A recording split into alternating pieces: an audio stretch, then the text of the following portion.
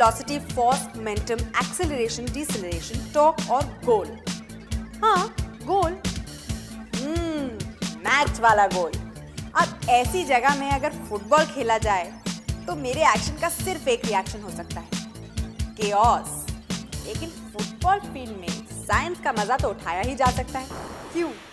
तो चलिए आज पूरे होश में और खूब जोश में जरा फुटबॉल भी देख खेल के। –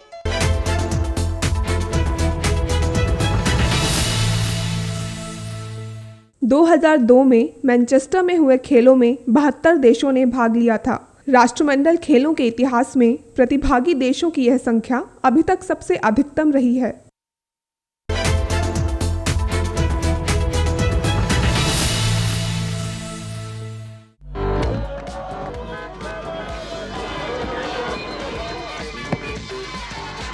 इसमें कोई दो राय नहीं है कि फुटबॉल या सॉकर, जैसा कि कई जगह से कहा जाता है, दुनिया का सबसे लोकप्रिय खेल है। फुटबॉल में हीरो को भगवान का रूप दिया जाता है और विलन को सूली पर चढ़ा दिया जाता है। फुटबॉल के प्रेमियों के लिए यह मात्र एक खेल नहीं है, पर जिंदगी और मौत का सवाल है।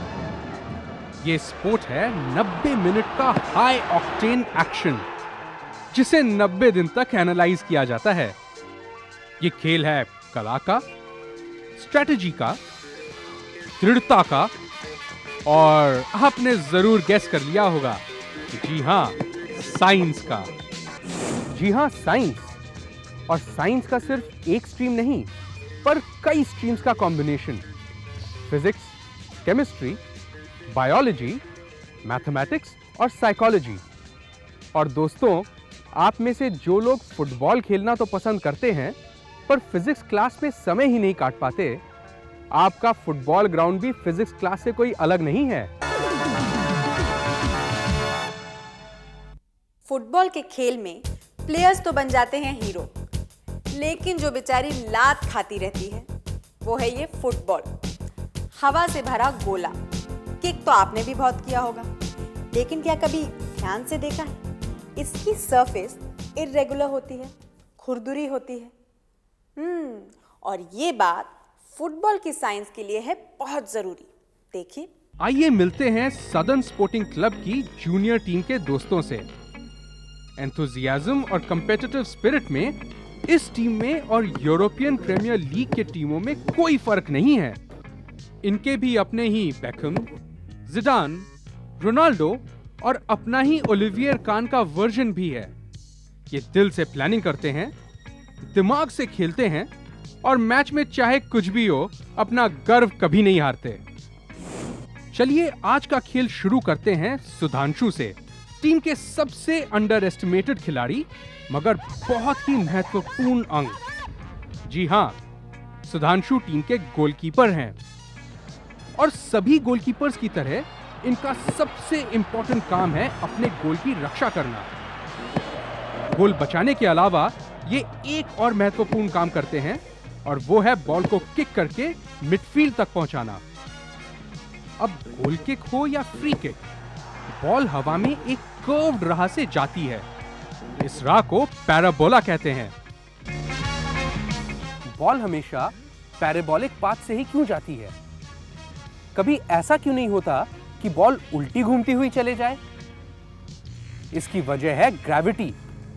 बॉल की ऊपरी दिशा पर ग्रेविटी का असर होता है। जब बॉल ऊपर जा रही होती है, ग्रेविटी उसे स्लो करता रहता है, तब तक जब तक बॉल अपनी अधिकतम हाइट पर थोड़ी देर तक रुक जाती है। उसके बाद बॉल नीचे आना शुरू होती है और ग्रेविटी उसे एक्सेलरेट या तेज करता रहता है। बॉल को किक करते समय खिलाड़ी दो महत्वपूर्ण चीजों को कंट्रोल करता है, बॉल की स्पीड और किक का एंगल। स्पीड और एंगल पर यह निर्भर करता है कि बॉल कितनी देर तक हवा में रहेगी, बॉल कितनी ऊंची जाएगी और बॉल कितनी दूर जाएगी। जब खिलाड़ी बॉल को किक करता है, बॉल एक वेग से जाती है।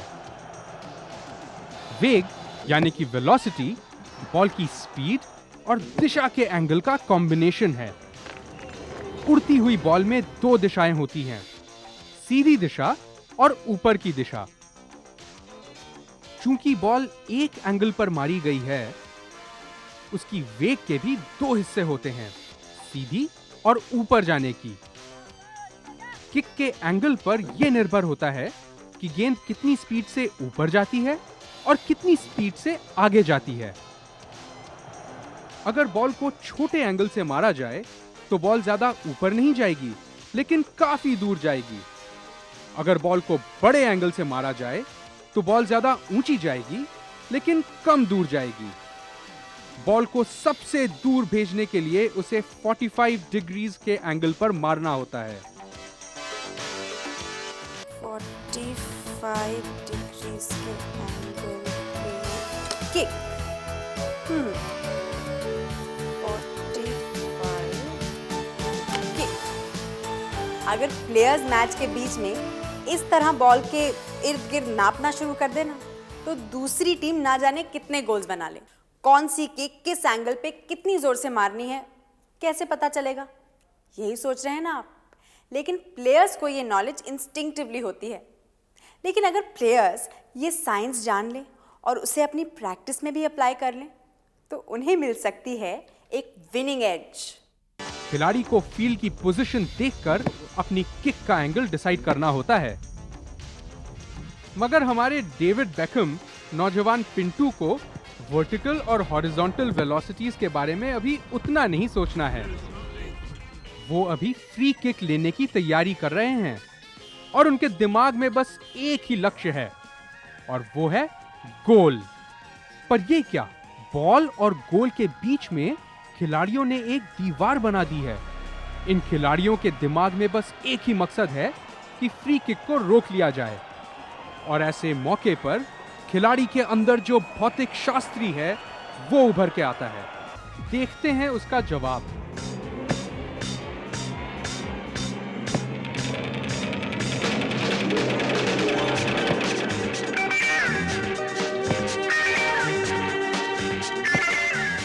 जब प्लेयर बॉल को सेंटर से हट के अपने पैर के अंदर की तरफ से मारता है, शॉट लगने पर बॉल स्पिन होते हुए निकलती है।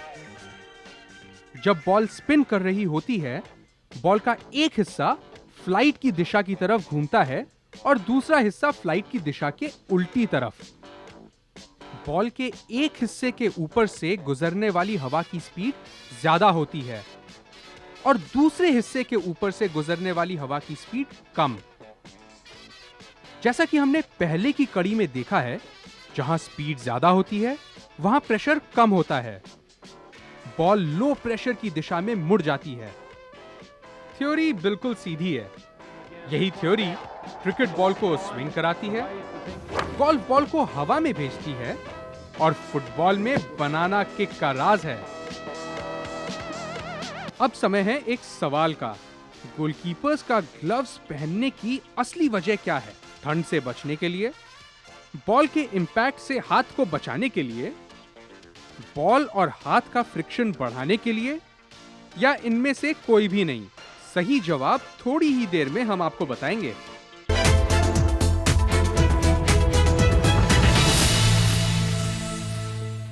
भारत में होने वाले 19वें राष्ट्रमंडल खेलों में विभिन्न स्पर्धाओं में 863 पदक वितरित किए जाएंगे। आज तक दिए जाने वाले पुरस्कारों में यह संख्या सबसे अधिक है।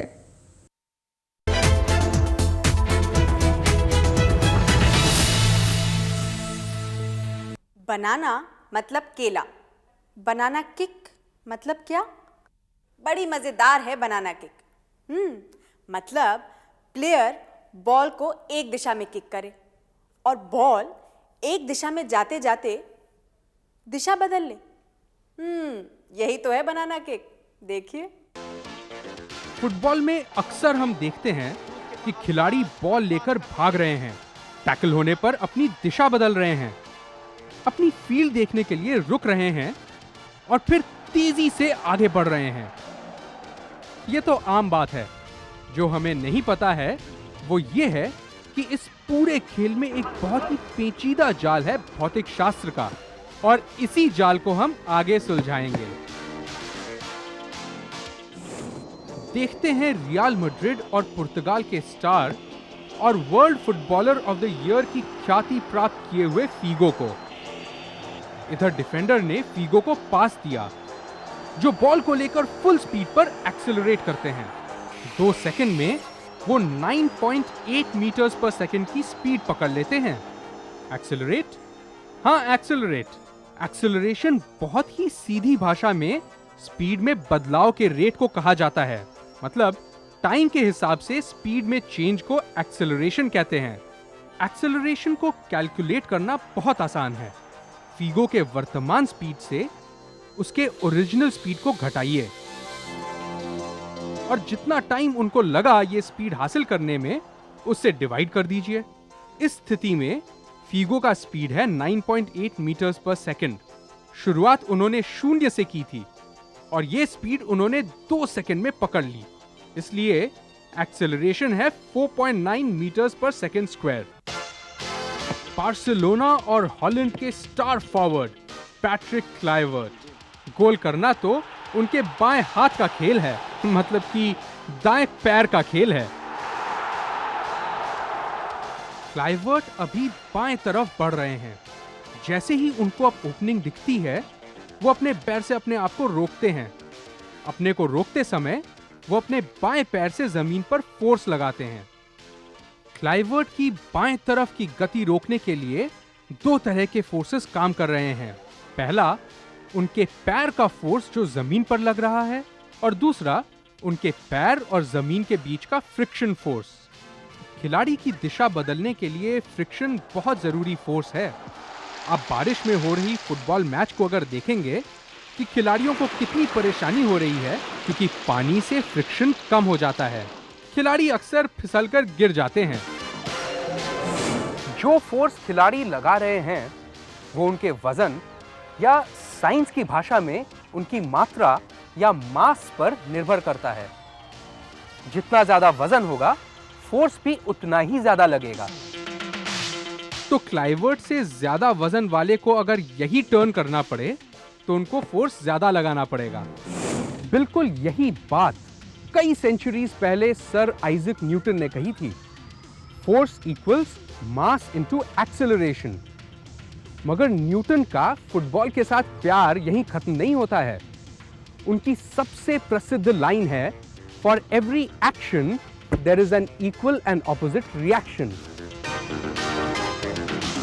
जब खिलाड़ी अपने पैर से जमीन पर फोर्स लगाते हैं, जमीन से उल्टा फोर्स लगता है, जो खिलाड़ी द्वारा लगाए फोर्स के बराबर होता है। यही फोर्स उनको दूसरी तरफ ठेलता है।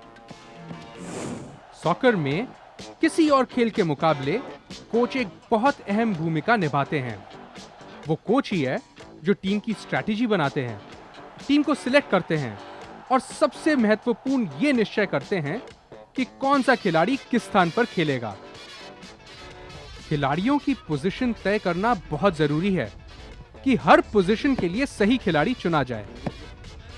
फॉरवर्ड खिलाड़ी का काम है गोल करना।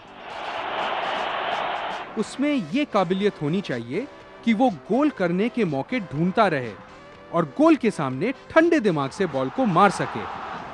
फॉरवर्ड में यह काबिलियत होनी चाहिए कि वो छोटे छोटे बर्स्ट में फास्ट एक्सेलरेशन के साथ बहुत तेज दौड़ सके। इसलिए दुनिया के बेस्ट फॉरवर्ड विशाल कद के होते हैं। जितने मस्कुलर और हेवी वो होंगे, उतना ज्यादा फोर्स वो जमीन पर डाल सकते हैं और कम टाइम में ज्यादा एक्सेलरेशन करने की क्षमता भी रख सकते हैं। डिफेंडर का काम होता है फॉरवर्ड्स को रोकना, इसलिए उनमें यह काबिलियत होनी चाहिए कि वो फॉरवर्ड के साथ कंधे से कंधा मिलाकर दौड़ सकें। इसलिए उन्हें भी शॉर्ट बर्स्ट में तेज स्पीड हासिल करने की जरूरत पड़ती है।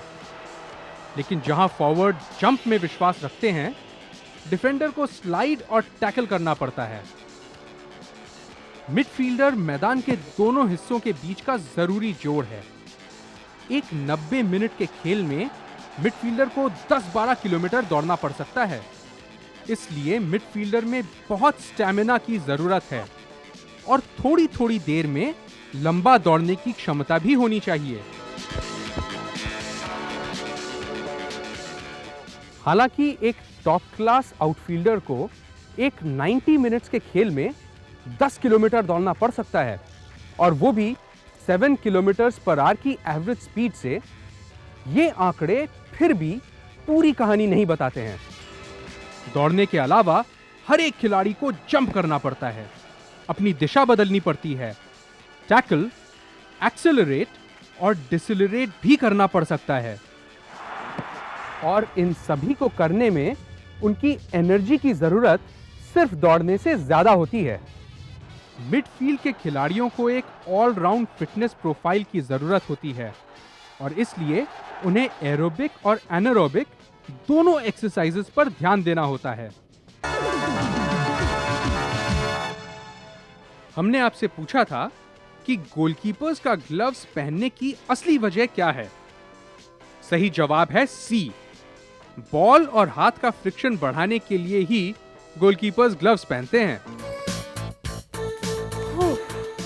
मैं फुटबॉलर भले ही ना हूं, लेकिन एरोबिक एक्सरसाइज हम सबको करनी चाहिए। हमारे लंग्स के लिए भी अच्छी है और हमारे हार्ट के लिए। तो हम चाहे किसी भी उम्र के हों, कोई भी काम करते हो, aerobic exercise keeps us fit, healthy. लेकिन अब चलते हैं जरा फुटबॉल फील्ड में, जहां एक्शन भी है और साइंस भी। चले। फुटबॉल में टैकलिंग और ब्लॉकिंग भी भौतिक सिद्धांतों पर निर्भर है। जब एक फॉरवर्ड खिलाड़ी गेंद को लेकर आगे दौड़ रहा है, उसका एक मोमेंटम या आवेग है। उसका मोमेंटम रोकने के लिए डिफेंडर को एक फोर्स लगाना पड़ता है। लेकिन अगर हम साइंस की भाषा में देखें, डिफेंडर फोर्स लगाकर फॉरवर्ड को नहीं रोकता, उसे रोकने में मदद करती है इंपल्स। इंपल्स फोर्स से मिलता जुलता है। इंपल्स जो है वो फोर्स और जितने समय के लिए वो फोर्स लगा उसका प्रोडक्ट है। मतलब अगर आप फोर्स बढ़ा दें तो इंपल्स भी बढ़ जाएगा, लेकिन अगर फोर्स आप उतना ही लगाएं मगर टाइम बढ़ा दें तब भी इंपल्स बढ़ जाएगा।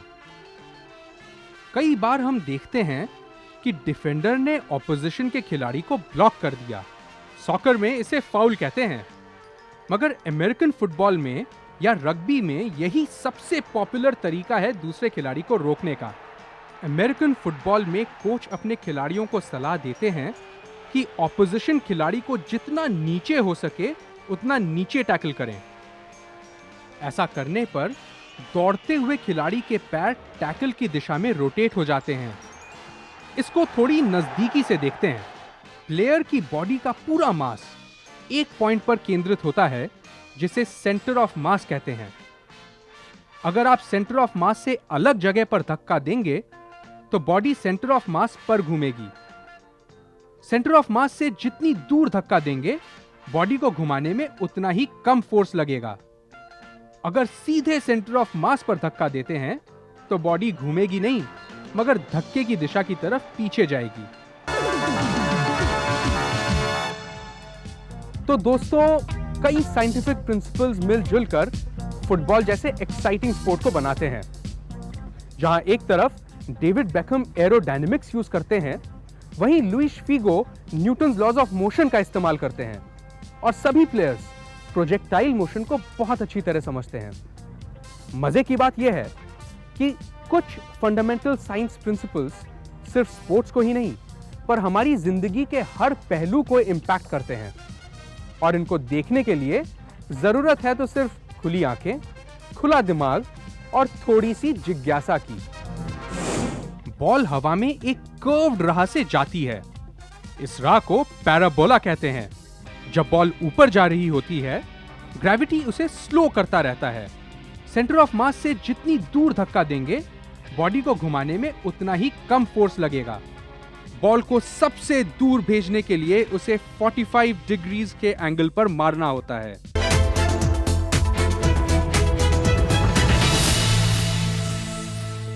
उन्नीसवें राष्ट्रमंडल खेलों में पहली बार टेनिस प्रतियोगिता को शामिल किया गया है। भारत को इस टेनिस स्पर्धा में अधिक से अधिक पदक जीतने की आशा है।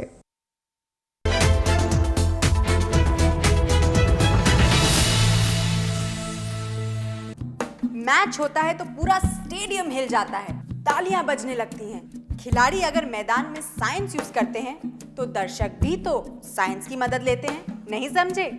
अरे ताली तो हम सब बजाते हैं, पर क्यों बजती है ताली, यही तो बता रहे हैं हमारे कमाल प्रोफेसर यशपाल।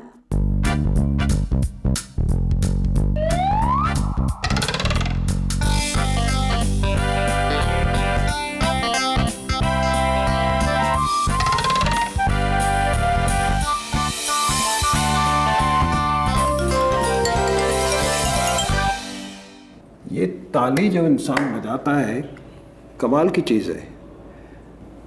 आरती के वक्त भी बजती है, भूकंप आता है तो लोग ताली बजाते हैं, कहते हैं कि भूकंप बंद हो जाएगा। एक बार बच्चे ने से मेरे से पूछा, एक बच्चे ने, कहते हैं ताली बजती क्यों है? तो मैं सोचने लगा कि भाई अजब है, इंसान ताली बजा सकता है, घोड़ा नहीं, गधा नहीं, हाथी नहीं, कोई जानवर नहीं, खाली इंसान ही ताली बजा सकता है। क्या है ताली? ताली यही इसलिए है कि हम हाथ को ऐसा कर सकते हैं, जब एक हाथ को लेके इस तरह दूसरे पे मारते हैं तो उसमें हवा दब जाती है, और हवा दबी हुआ जब ज़ोर से निकलती है तो एक एक्सप्लोजन होता है। और इसी तरह का जैसा पटाखा चलाते हैं ना, एक्सप्लोजन होता है तो आवाज़ होती है। तो मैं आपको दिखाऊं, मैं ये चुटकी बना के लाया हूँ, जो बलून फूट जाता है ना उसके बाद बनाते हैं, मैंने बनवाई थी। इसकी आवाज़ सुनिएगा। इसको मैं फोड़ने वाला हूँ एक पिन से। हाथ छोटे होते हैं, ज़रा ज़ोर का मारना तो ताली जैसी आवाज़ आती, तो एक्सप्लोजन से खाली हम ही कर सकते हैं, दुनिया में और कोई प्राणी ताली नहीं बजा सकता। कमाल की बात है। ये है फुटबॉल और ये हॉकी बॉल, दोनों से होता है गोल, फुटबॉल से भी और हॉकी बॉल से भी।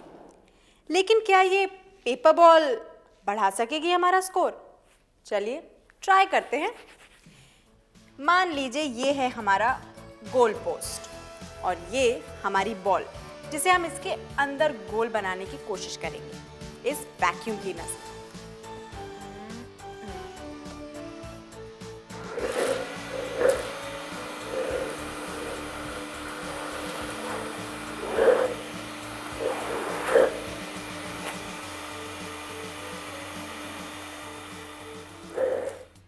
नो गोल। और इस नो गोल के पीछे भी एक साइंस है, क्योंकि साइंस तो हर जगह है।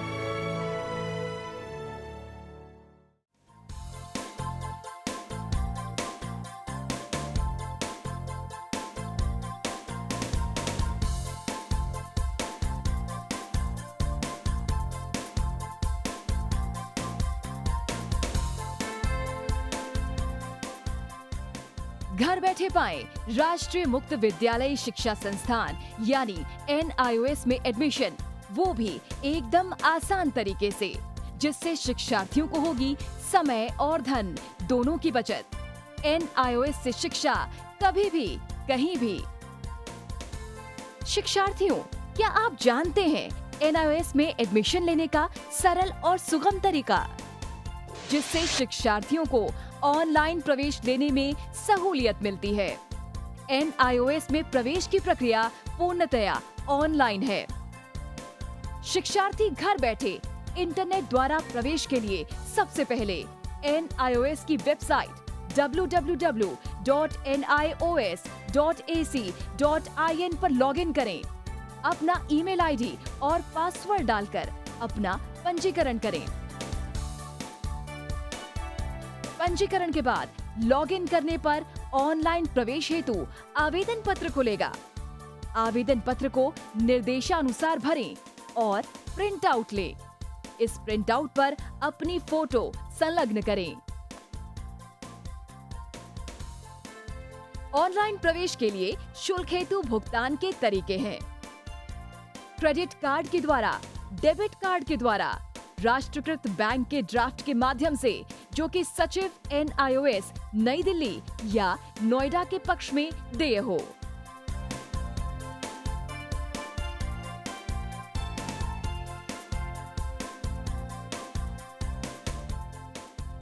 भरे हुए आवेदन पत्र के साथ साथ डिमांड ड्राफ्ट और संलग्न किए जाने वाले दस्तावेज हैं: जन्म रजिस्ट्रार के जिला कार्यालय से जारी जन्म प्रमाण पत्र की सत्यापित प्रति, जिसमें जन्म तिथि अंकित हो, पिछले विद्यालय से प्राप्त विद्यालय छोड़ने का प्रमाण पत्र, जिसमें आवेदक की जन्म तिथि लिखी हो, प्रवेश फॉर्म का प्रिंट आउट NIOS के संबद्ध क्षेत्रीय केंद्रों पर 10 दिनों में पहुंच जाना चाहिए, अन्यथा उचित दस्तावेज ना लगे होने पर आवेदन फॉर्म रद्द किया जा सकता है।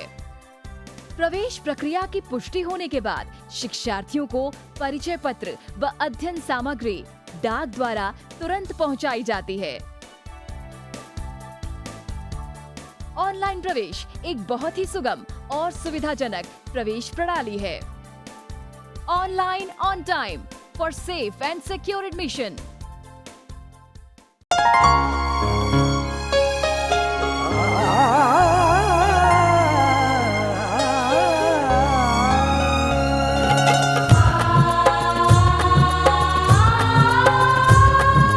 जीवन ये प्रकाशित करने, राहों को आलोकित करने, हम अपना दीपक स्वयं बने, हम अपना रास्ता स्वयं चुने।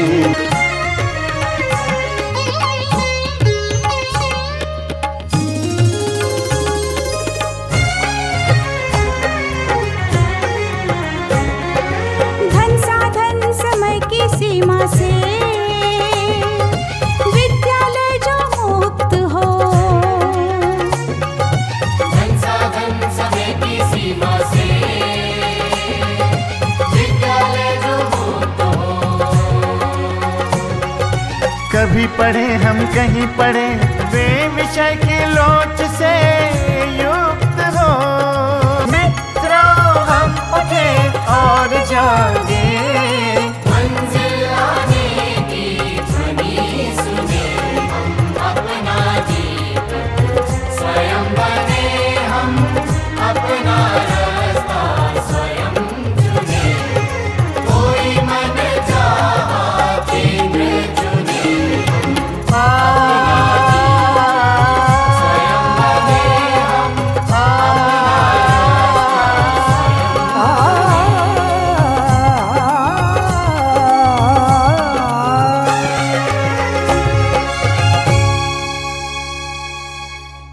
हिंदुस्तान के हर कोने में नौजवानों के पास प्रतिभा है, उन्हें अवसर चाहिए। NIOS देता रहा है युवाओं को अवसर आगे बढ़ने का। NIOS से पढ़ने वाले इन युवाओं ने किया है संस्थान को गौरवान्वित। दिव्यांगों ने बन के दिखाया है सबल और आत्मनिर्भर। NIOS के साथ आप भी जुड़िए NIOS के संग।